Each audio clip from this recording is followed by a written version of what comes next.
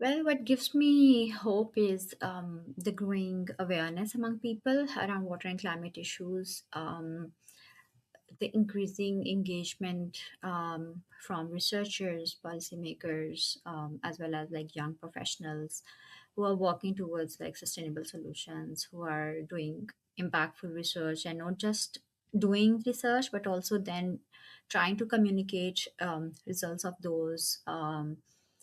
uh, those research trying to communicate research outcomes, with the right people who can help improve the situation, who can help implement the solutions.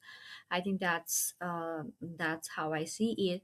And then at the international level, we in the water space, we could see a lot of international collaborations happening, a lot of knowledge sharing happening, which helps expand the scope of understanding and scope of implementation through those collaborations, because that's how then we help mobilize finance, that's how we help mobilize knowledge, or maybe also capacity support, and it can largely help countries to learn from each other's experiences.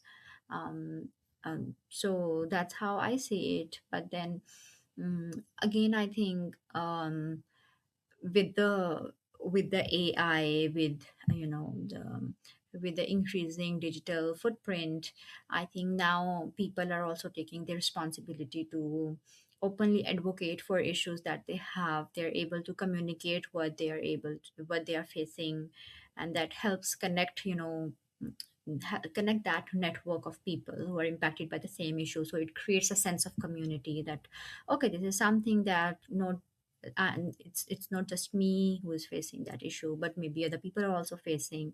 And that's how, collaborations take place. That's how, it's more of like a soft form of a storytelling, let's say.